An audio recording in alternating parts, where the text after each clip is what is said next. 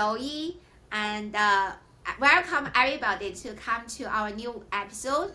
So for this episode, I have my co-host David. Hi, David. Hi. Hi, with me because he was in our previous episode already. And then for this episode, we actually have two guests again to come to our episode, and Chris and Gio. So I will let both of them to introduce themselves. So first, let's go with Chris. Hi everyone, this is Chris. Thank you Zoe and David for inviting me to here. I really appreciate the Down here. invitation. My name is Chris Zhang. I currently working at AWS. I was a solution architect that specializing in media services. I got in the video industry like early in 2007. By then we don't have OTT streaming. We don't even know. We don't even have a phone that can play video right properly. I think in 2008 when Apple introduced the first iPhone, and 2009 they released the Apple HOS OTT streaming specification. That's where I got involved early with a startup company that trying to processing video and making packagers try to delivering the video and as OTT streaming. But those are early days. There are a lot of challenges in processing those. And also in these days, we can see the industry is converting, just started to using H.264, and later on it's HDBC right now and AV1. So there's a lot of happening in the past years, and I'm very happy and interested, and thank you to invite me. We can talk about the topic we want to talk today. Yeah. So we heard you. So we definitely will talk about something related to what what's being offered, what potentially being offered by AWS Elemental. Yeah. All right. So Jill, and then we'd like to hear um, some introduction from you. Sure. My name is Gio Galvez. I am the Vice President of Business for SyncWords in New York. We are a company that provides video accessibility using artificial intelligence, utilizing AWS services for live streaming. About myself, I am a 20-year-old veteran of the broadcast industry. And my specialty comes from adding accessibility to videos, both pre-recorded as well as live streaming. Within that time, what we did is we eliminated the need to go tape to tape. If you remember those days, that's when I first started, right? To add captioning to a video, you'd have to have a tape and then another tape deck, and you'd send it to the dub house. And with my team, what we did is we eliminated that need, integrating with video editing systems like Adobe, like Avid, Final Cut, in order to make a very simple digital workflow. And now that's the standard now.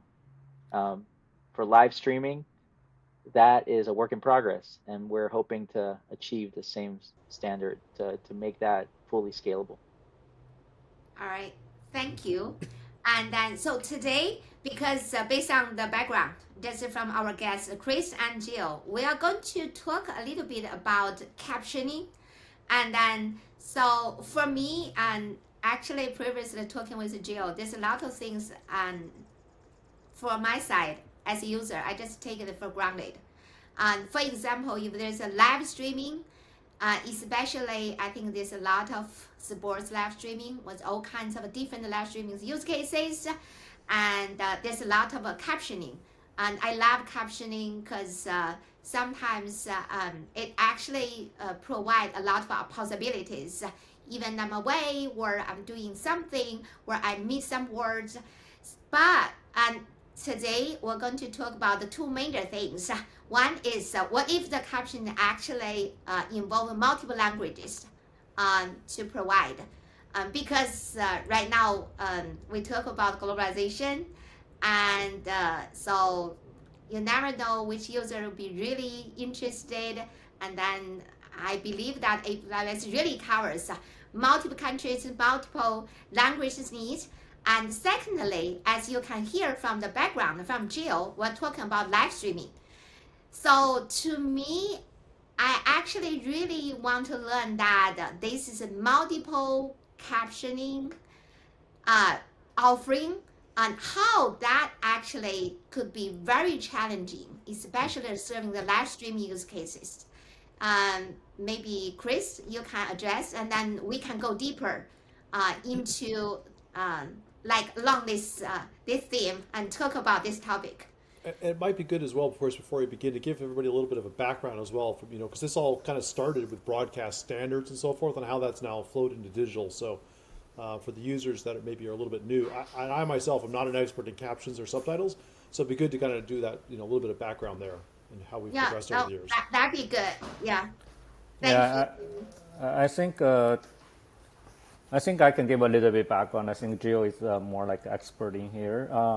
The captioning is a standard in old days in the broadcast world when you watch the TV, and the standard is coming in EIA 608, and later on when the analog to digital transition happened, the standard changed to EIA 708, right? So the captioning is when you watch your TV, you can choose the closed captions. They are caption CC1, CC2, all the way up to CC4. There are 4 channels in there. So how do you get the captions into your TV in the first place? The most popular solution today is actually using a caption encoder. So you have a stenographer, waiting on your live event. They actually listening to your event and using a special device to put the captions in there. So Gio, you want to add something in there? Yeah. What I would add is that it is correct. The standard is human captioning with a court reporter for broadcast television, and they have to connect remotely to closed caption encoder. They used to have to connect via analog phone line, believe it or not, and sometimes still do, but now they can connect to it via IP. And not only does that have to happen, but oftentimes there's like 2 or 3 captioners that they trade off every half hour. It's got to be seamless, so it's quite a process. One other thing I want to mention is that captioning was designed to work this way, meaning like anything that has to do with live streaming or digital video of any kind was started as more of a kludge, to be honest, and evolved into like a new method, a new workflow, and it's still evolving. And as a result of that, we see a lot of kind of canned workflows for live video and live streaming having a lot of limitations, and that's what a lot of people will find, because the broadcasters actually have all this worked out, right? They have the contracts with the captioners. They just put an order. It's all systematic. They got the gear in the trucks, and they got the gear in the stations, and there's no way the average person has all of this in order to make all this work. So basically, this is a traditional way, and then let's see what we're talking about live streaming, and then we're talking about multiple. So you basically mentioned that this is already could be a hassle, but in the traditional way, there's a systematic arrangement. But then with a new request, for example, for live, for multiple language, and then how this actually bring the challenges to this kind of a traditional way offering. I can speak a little bit about that. Gio, you can compensate or just chime in. I think for the challenge we were trying to talk about is how to enable multi-language captions. The caption, when we talk about captions, we might interchangeably using subtitles today, because captions in American, there's FCC regulations for caption. You have to have very higher accuracy in there, otherwise you are not qualified for the caption. So we might say it's subtitle, but we are trying to use the word interchangeably today. Before we move on to the multi-language captions for live events, let's see how it is going to be done today in a traditional way, right? I mean, people are used to it. So if you have set up a live event and you need an English caption, for example, and you really need for large enterprise or most of the customers today, they have two choices, either AI machine learning based caption services or maybe using a human captionist who you have people are directly involved with your live event. And you have to book your event in advance and schedule the people captionists to be tapped into your live event. And there's some special devices involved. Typically, those are like ICAP or caption encoder to be able to send your video and audio, especially the audio, to your captionist, and they listen to your event, and the encoder, we call it caption encoder, can normally tune or delay your video in like a 2.5 or maybe 3 seconds. The delay is to accommodating the captionist to type in the captions or the word in there coming back to the caption encoder. So the caption encoder, now you have audio video delayed a little bit and try to sync up with your caption text and try to put them together as a combined transport stream. And then the next step will be goes to the general video processing, go to a transcoder. If you're doing OTT delivery, you're transcoding into multiple bitrate and you put it into your origin and deliver the whole thing. So that's typically the process today, but it's very challenging to enable multi-language captions. The reason being the protocol it used today is 708 or 608. That protocol only supports Latin-based languages. I think the standard specified 7 languages, and these are French, German, Italian, Dutch, English, Portuguese, and Spanish. So you can see that it doesn't allow you to do Japanese or Korean or Chinese, those Unicode 2-byte type of languages.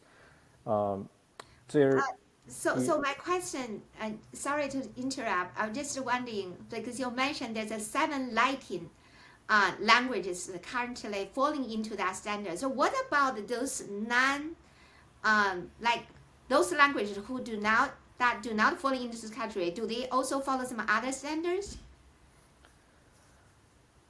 Yeah, I can speak to that, Zoe. There are standards in other countries for broadcast. I see. Broadcast standards. Like for example, in South Korea, there's like a special 708 that they use, Got it. right, for their televisions and cable boxes. But those standards are really kind of focused on cable and over the air broadcast, not so much live streaming, right? And as a result of that, let's say I want to do a live stream. It's not the kind of thing that you can just kind of plug and play into your live stream to support these languages. So to your question, there are protocols out there, but also those are very limited, right? And I'll tell you another thing. For example, like I was in Manila. They have a requirement now to do live captioning. Same thing in Norway, and there were no court reporting software available even to type it. So even if they hired people, the only way to do it is there's just no way to use a regular keyboard to type that fast. So really, Right. speech to text is the only option for them to do it live. Oh, okay. So they were doing really speech to text transcribing. That's right. And interestingly enough, Zoe, you may not be aware of this, and I think the general public isn't either. Even in the United States, there's such a high demand for human captioning that when you book a human captioning, oftentimes they're using something called a voice writer. It's not always people that type. It's I people see. literally that have trained with a speech to text system, and they're just repeating what they're hearing. So there's almost always speech to text already in there, even when you hire a human. Wow. That's Okay. an, that's I was not even aware. Go ahead, David. that, But that's an this is interesting point. something yeah. Yeah, we've been talking a lot about broadcast to digital captions. I'm curious what the current state of the art workflow is for digital only broadcast and captions, because we're kind of getting into that realm now. So, can either of you speak to that? Yeah, that's a good way transition point. So what we have seen is that there's a lot of native cloud-based live event workflows, and also customers are moving from on-premise to the cloud. So one of the challenges they're gonna ask you gonna be, hey, if I have my live event originated from the cloud, if I have to do captions today, I have to bring my the stream back to on premises, go through the encoding process, and back to the cloud. That's one option, right? Or there are certain service providers providing similar like ICAP caption encoder services in the cloud as a separate service, but you still need to go there, get your captions merged, and then go through the transcoding pipeline.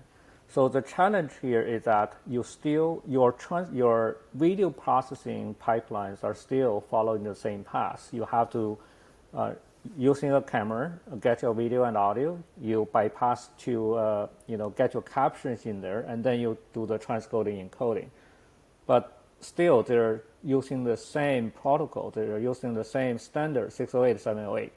So that standard itself is not supporting multiple languages.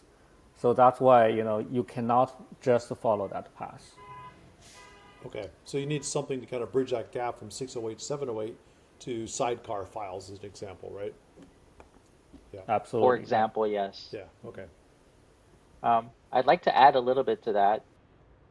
So just for the folks watching at home, you know, let's just take a simple workflow, right? Let's say I'm streaming to YouTube. A lot of people do that, I heard. And let's say you want YouTube captioning, right? You want live YouTube captioning. I'm not talking about uploading your MP4. I'm talking about you're streaming using OBS or vMix or Mhm. whatever. You got two speed bumps along the way if you want that live captions. The first speed bump is if you want to do it the way that Chris explained, where it's like a cloud-based caption encoder, right? You have to send the RTMP there. They do something to your video because the caption data has to be in the video, in the codec, possibly transcode, add delay. Then you have to then send it to YouTube, and YouTube can only receive one language, okay, for that workflow. So, and that language has to be one of the Latin character languages that Chris spoke about.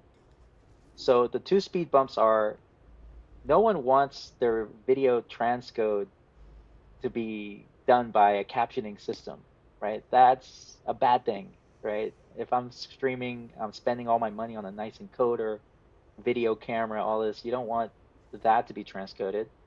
You don't want it to be delayed. You also want to do it in any language, and you want to translate that as well. You want to leverage all these great AI generative services that everyone's talking about now, Yeah, right? Like, everyone's like, "Hey, I have it on my phone. Why can't I do it with YouTube? Like on my live stream." So it's because that workflow has been built to mimic the broadcast television workflow.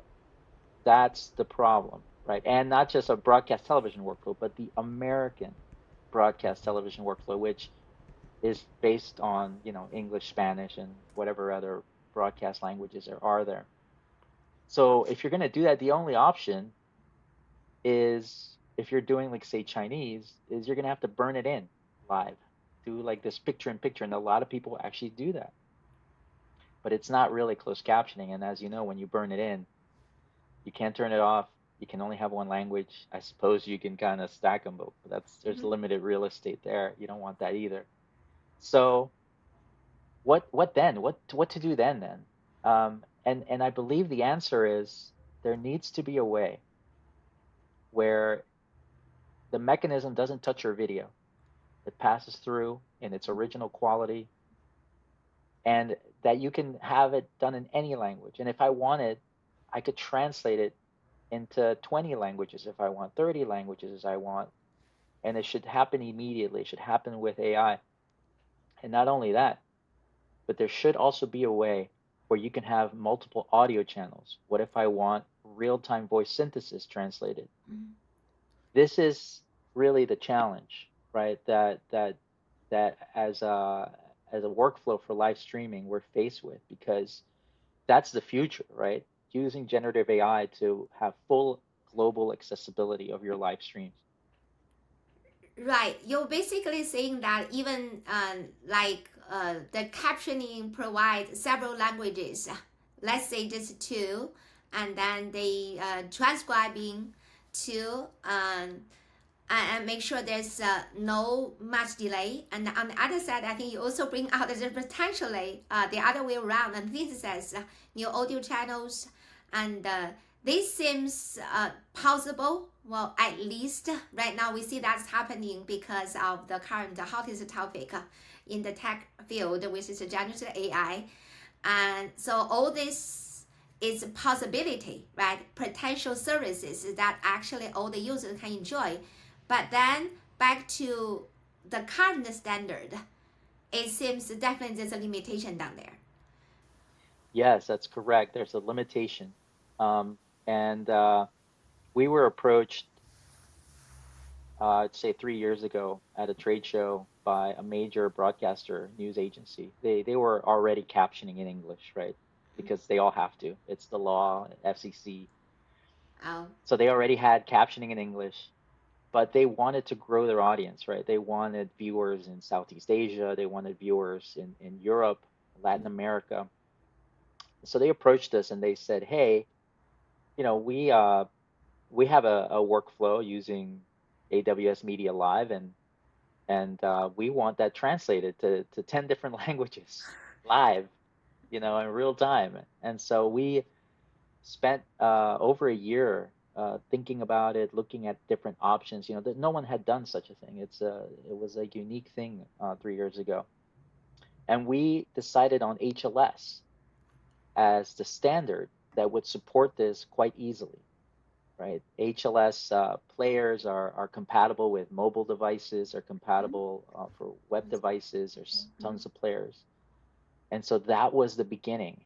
And when you're saying, is it possible? Yes. Not only is it possible, but it's been a reality for now 2 years with this broadcaster.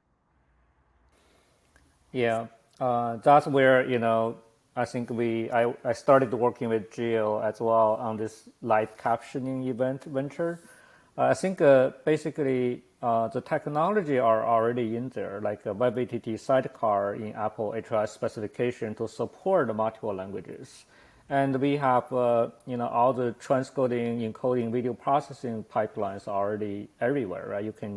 You got on-premise encoders as contribution encoder, or maybe transcoder, and also in the cloud there are multiple services available.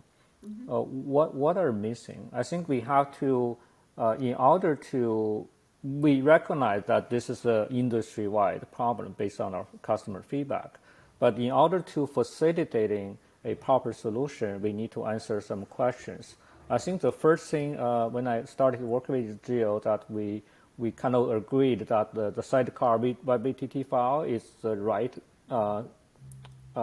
how do I say it? It's the right format we can deliver for this particular solution.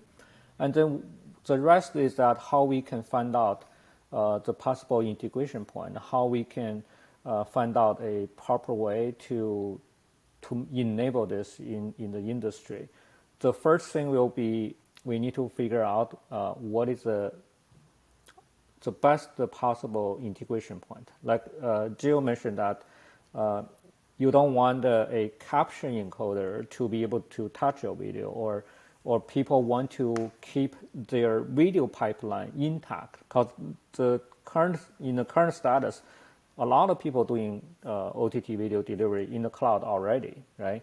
How do we leveraging their existing video pipelines and turn on the captions capability without having to make significant changes to their current video pipeline? Because people want pressure their videos and quality and their current delivery end-to-end structure. They want that to be intact. So, and also we don't want to have something proprietary, right? I think that we are trying to solve an issue or for the industry, so all the people can benefit. There's so many vendors out there. How we can enable that as a standard? So what we are trying to work on. So even though it's not a standard, but it's something that we've been working on and in a phased approach. So what we were thinking will be we leveraging the WebATT as a sidecar. So essentially, when you're delivering your live event in the OTT format, if we can add the captions, add additional audio track like audio dubbing into the master manifest, so you will have a new master manifest for your live event, which all the players are natively support. So you see the benefit, right? When you are be able to generating a new master manifest for your live event, natively you don't have to touch any of your players. Your player natively supporting those already, and the customer, when you enable multi captions, they can just select each one and be done with it. So that's the key thing we were considering. I think that's a fascinating approach of kind of proxying and kind of getting almost like a man in the middle, kind of pulling everything apart, doing some insertions, and having some people consume a downstream master and child. The two things that come to mind immediately are synchronization and delay, latency. What kind of effects does this have? I mean, live stream, I know it's annoying right now when I'm watching a game here, my neighbors are watching it over satellite or on cable or over the air. There's going to be a 5 or 10 seconds, something 30 seconds delay, unless you're Fox running last year's Super Bowl, which they did an amazing job with from a latency perspective. Talk about how that's affected by these additional kind of like inserts, quote unquote, if you will, going on. Yeah, I think I can speak to that. So the good news is, HLS already has inherent latency for the most part. We see that. And that allows us to leverage that in order to synchronize the captioning, right? Which is really important. People don't like to watch the captions and wait 5, 6 minutes, 6 seconds to read the text. And so the latency is there. To synchronize that, there can be a way where we can leverage additional latency, especially if you're doing multiple languages and dubs, right? And right now, that's actually the next stage, is to try to minimize that as much as possible. One thing that we're exploring is AWS's Media Package version 2, which now supports low latency HLS, which actually can really minimize some of this video latency that we're seeing, that you probably talked about, David, when you're watching stuff on streaming versus on live television. And it's about where do we ingest the audio, right? So do we ingest the audio? Do we just pull it from the HLS? That's possible. We could also pull it from a low latency stream. Maybe they'll send us a WebRTC stream, via Zoom or something. That's possible as well. So there's a lot of options there to minimize that latency, and those are right now being explored. But overall, I think what we're seeing is just a huge demand for accessibility in general, right? And this is so new that people are saying, well, what are my options, right? My options are, do I like try to figure out this really difficult workflow, or do I just automate everything, right? Which really keeps costs down and just make sure that I'm hitting some level of benchmark that's not too obvious with the latency.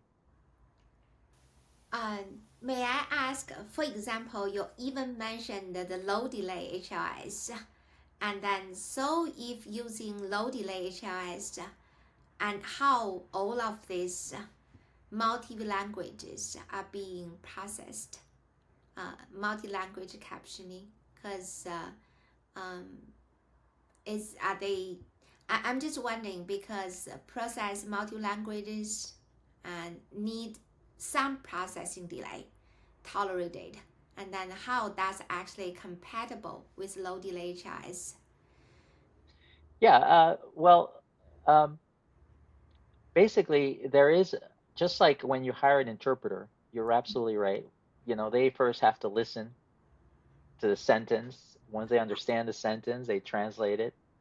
Machine translation works very similar to that, you know, where the sentence has to be formed, and then at the end of the sentence, the translation gets triggered. Right.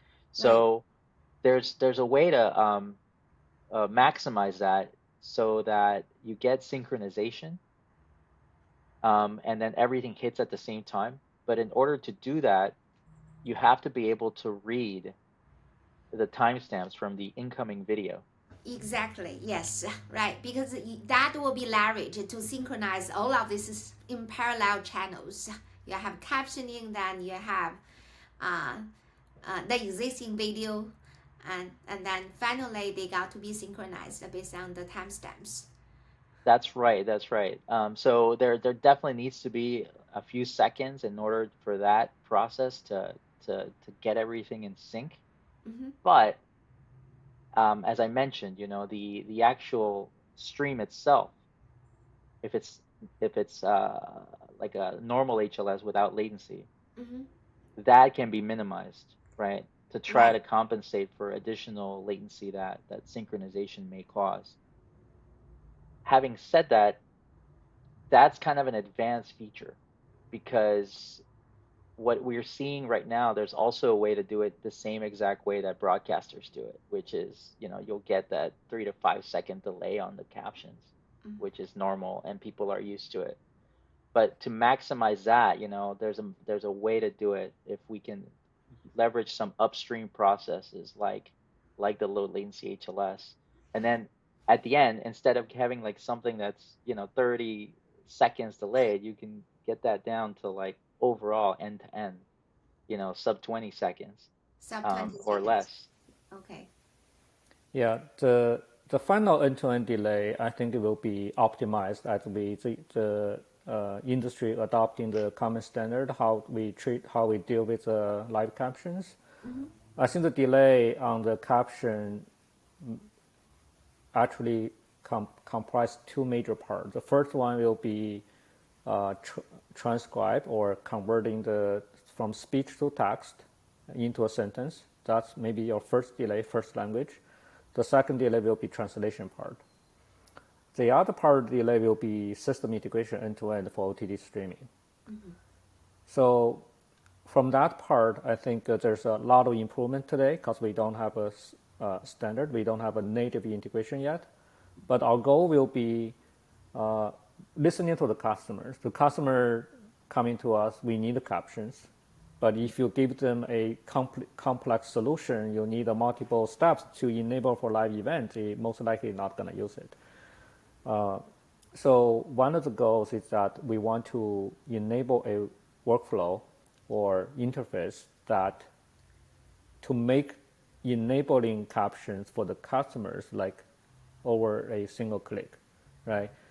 Just imagine you're providing your live event workflow as a cloud provider, and you are saying normally the customer today gonna hook up your video ingest and configure some parameters and send it to your origin, and CDN will be delivered for your live events. It's a couple of configuration options. We were thinking, would that be very nice for the customer saying, have a UI integration saying there's a button in there saying I want to enable live captions. Mm-hmm. And then we can prompt them to say, okay, here are some of the options you can choose.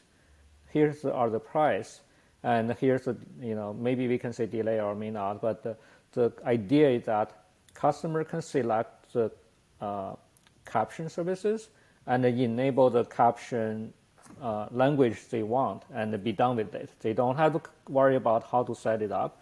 They don't have to worry about how the integration gonna work.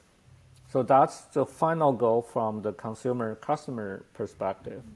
But in order to enable that, our first thought process that the best way to enable the better integration was actually at the transcoder level. The reason being, when you look at the OTT transcoding today, the pipeline, it is the transcoder that transcoding your video into multiple bitrate, and segment it and put the transcoder actually writes the master manifest. And the sidecar BTT is a part of the manifest. You have to write at the same time when you're writing the video and audio segmentation or manifest. So that's where we were thinking that's ideal location to do it. But also you can do it in the origin, like, if you have a packager type of thing, right? We have a media package.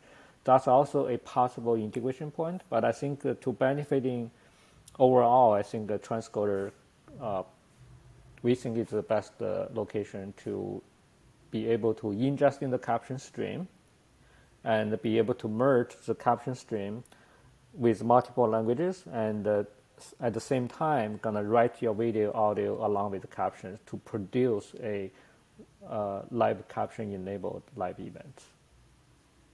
Right. So basically back to the idea you just mentioned, or something is being implemented. So during the transcoding, we already know that for video, they actually, if you want to do HLS streaming, then they need to be, people always talk about ABR, right? For multiple resolution, multi-bitrate transcoding. And then they also do the HLS segmentation. And then so in that stage, that all we're talking about here is providing the captioning stream. And then that stream actually can be processed within this model and then finally bundled together with the video and audio part and get ready.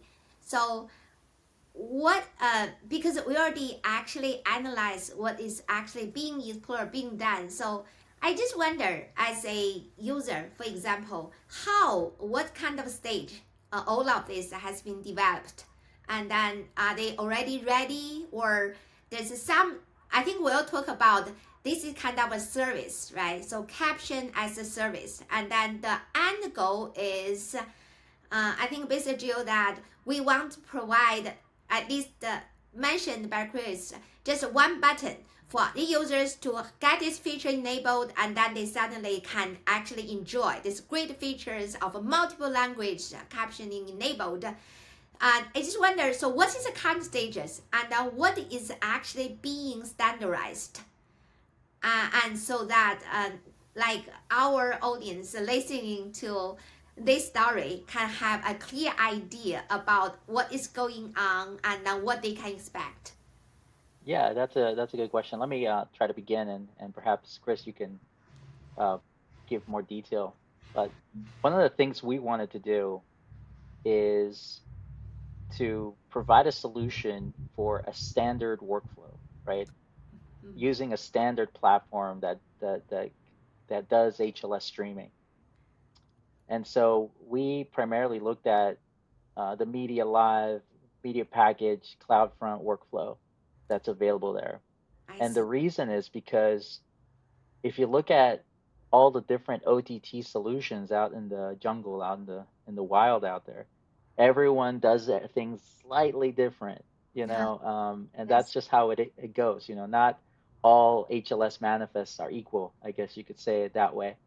And so from our perspective, we wanted to make sure that a standard workflow, a workflow that's popular, a workflow that's in production at many streaming workflows is supported. And we also wanted to make sure that it made it simple for people to use. So from our side, we've built like a simple user interface where people can just plug and play their manifests, select the languages, and hit go, and then that's it. It's very simple, and it has to be scalable, right? Mm-hmm. Originally, this was a bespoke solution 2 years ago that we did for a broadcaster, and now we've built that into like a very simple, very scalable platform that allows people to just leverage it. So that was critical, right? Because it needs to be scalable. Imagine, there's millions of live streams happening every day. Anyone that's doing HLS should be able to get this working. Beyond that, there has to be an API available for all of this, so that there can be even simpler integrations for the user, where you could build it into when you're actually setting up an encoder, for example, and saying, hey, I'm going to stream, and oh yes, I do want captions and I want these languages. So that's also something that is in production now. But there's still a lot of work to be done to optimize all of these things. Like But yeah. yes, it's a kind of thing that it's quite new, but the goal is that anyone could use it. If they're setting up a live stream with Media Live, they should just be able to plug and play that right into the AI translation and speech to text engines. And I want to make David, sure I did have a question coming back, Chris. I think one of the things I want to make sure I understand this, and this might be off on a left tangent, so I apologize if it is. But I think what you were proposing, if I'm correct, is something akin to the transcoder becoming a little bit like the captioning engine or captions encoder that there today. Am I right in understanding that you were proposing a change like a transcoder specification to be able to accept the additional languages, be able to accept the additional subtitles or data files before it writes anything out? Is that what you were proposing? Maybe Yeah, I I misheard can. you. No, I can speak to that. I think today what we built with Gio is that because what we were targeting it's not exist, right? That's the ultimate goal in there. So we have some sort of phased approach. The first one we built with SyncWord in there is that we don't want to touch the OTT pipeline. So SyncWord had API backend and had the UI integration. So fully automated process the customer can leverage and be able to, customer can just creating their live stream OTT pipelines and give the URL for their event, and will be enable captions by leveraging SyncWord caption backend engine, right? Ideally, when we coming to the final solution, we want to separating the caption services because there's so many ASR engines out there. We want to make sure the customer have a choice of the caption services. And now you have a transcoding pipeline. So the transcoding, it doesn't matter whether it could be the Media Live or some other transcoders, but we don't want to restrict the customer's potential video processing pipeline. So what we want to talk about is more on the bridging. So how do you bridge your transcoding pipeline, transcoders, with the caption services? How do you marry those together without having to dictating who to use? So that's what we are talking about. It's an open API or API-based interface, saying that if all the caption services can implementing the API, let's say can the implementing the API saying that this is my caption services, I providing English, Chinese, maybe Korean, Japanese, all the languages available based on their caption service capabilities, audio dubbing, multiple audios, right? So the registration API, or you call it the capability API, that's gonna be the starting point. So which means the transcoder, when polling the API, they will know what kind of services you offer. And once in the feedback, you can say what are the services entry point. So let's say if I calling API from SyncWord, they give me entry point saying this is RTMP endpoint. You need to send your audio to me, and this is something I required, right? And so that will bridge the transcoding process with the caption process for audio ingest. And then based on the feedback, so when the transcoder start a live event, because we were focusing for live event, not 24/7. So 24/7 event, you only set up once. But for live event, you consistently create an event and stop an event. So when you're creating an event, you actually using the API layer to talk to the caption service provider saying, I'm going to create an event, I'm going to send you my audio and video, and give me back your give me the information where I can get all the multi-languages captions from you, right? So that's how we can bridge, so that the encoder transcoder will be able to know where to pull in the caption information. So by going through this pipeline, even if the caption service fails, your video audio pipeline still works. It doesn't, you just need to build in the mechanism to, if you don't see the caption coming in, so just ignore it. You'll continue to go with it, right? So I think this particular open interface will enable the workflow, enable customer to selecting different caption services, enable a redundant and a reliable workflow without having to go through a lot of hustle or heavy lifting to creating their own solutions. Got it. Thank you. That's much more clear.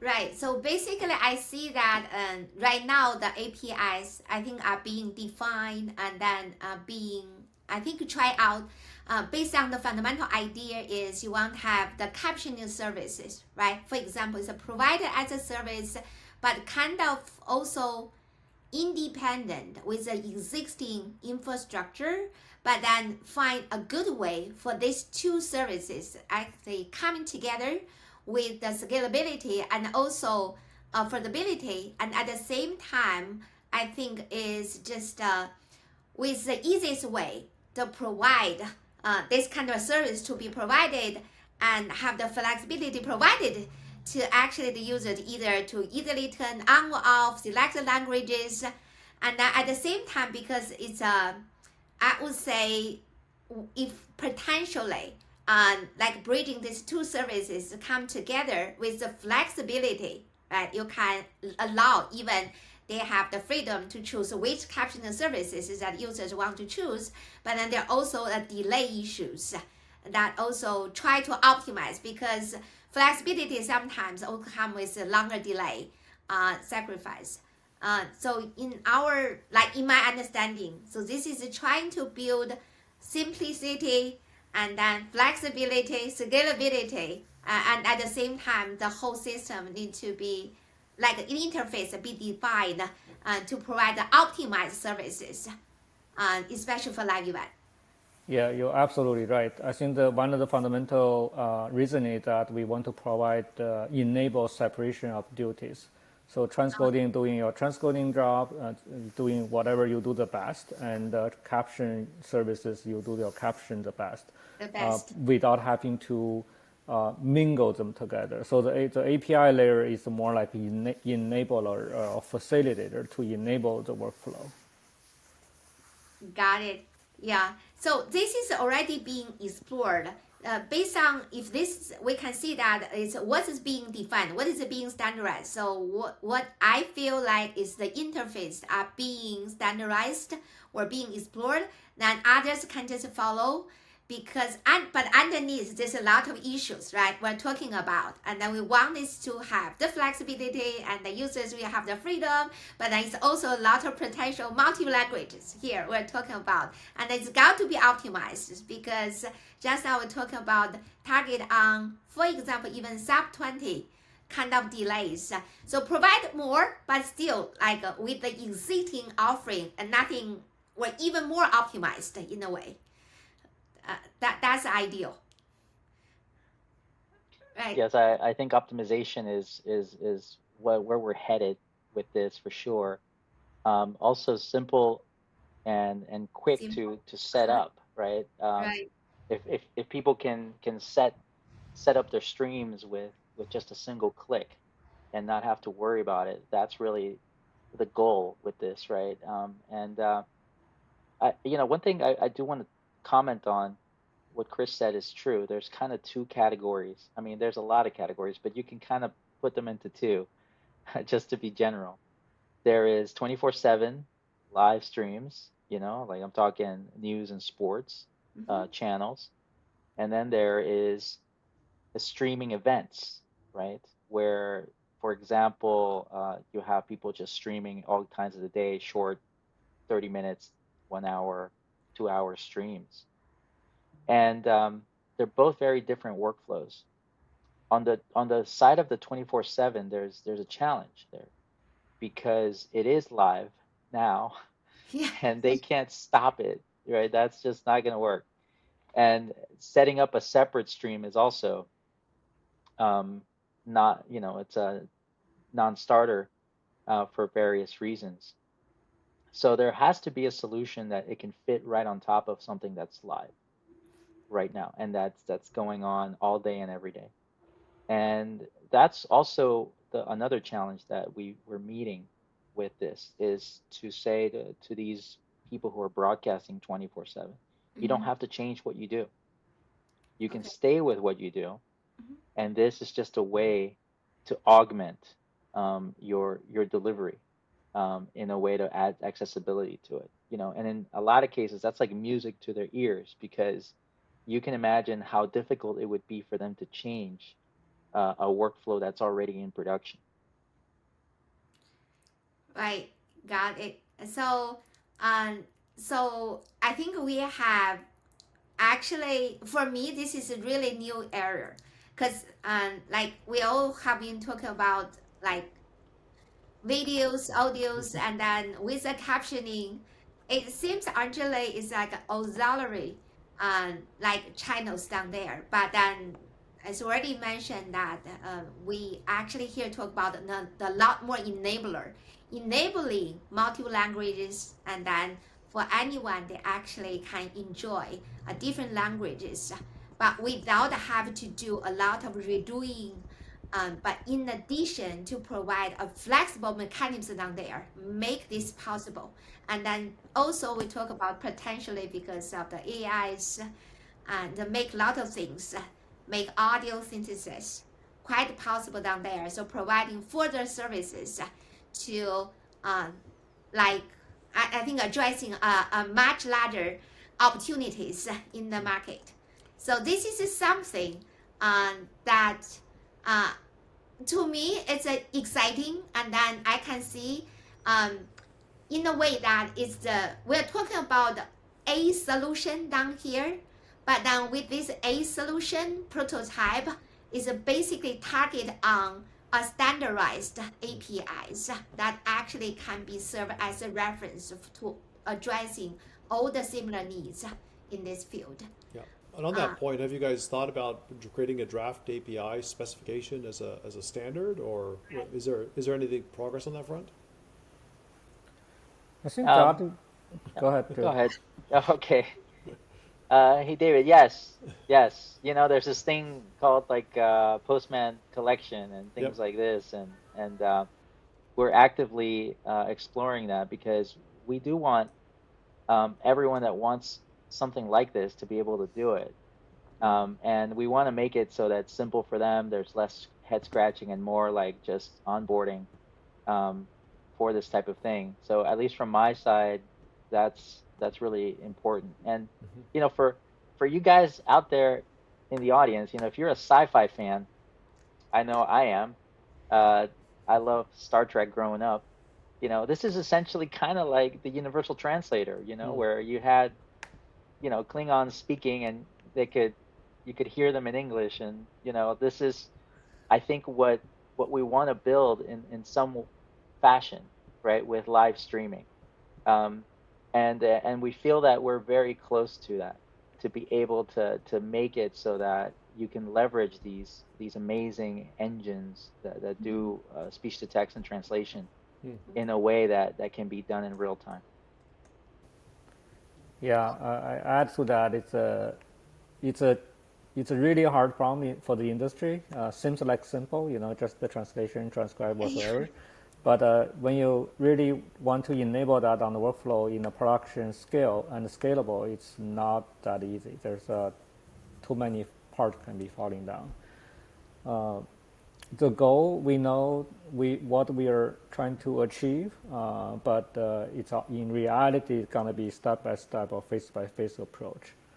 So actually, I'm very happy. I mean, so excited working with Gio in SyncWords. We do have a solution today, even though it's not the ultimate goal, but it's working very well. I think Gio, their team spent a lot of effort in fine-tuning this, lower the latencies and make sure it's working. There's a lot of work has been done in there. I mean, I'm very, very excited. All right. That's great. So it has been almost an hour. So I'm going to ramping up this episode, and then thanks for bringing like a topic that we haven't touched before, even though we think, because we're talking about like video 3-dimension, right? And then image 2-dimension, signal, audio 1-dimensional, but now we're talking about captioning. It seems that there's the text down there, but then there's a lot of possibilities bringing down here. And then I'm also learned, at least I got a lot out of this episode. And I'm really grateful for Chris and Jill actually coming to talk about this topic. I think we peel a lot and to look into what is really inside in this field, and that we provide quite some possibilities to actually standardize this and make this flexible and potential standardized APIs to address this field.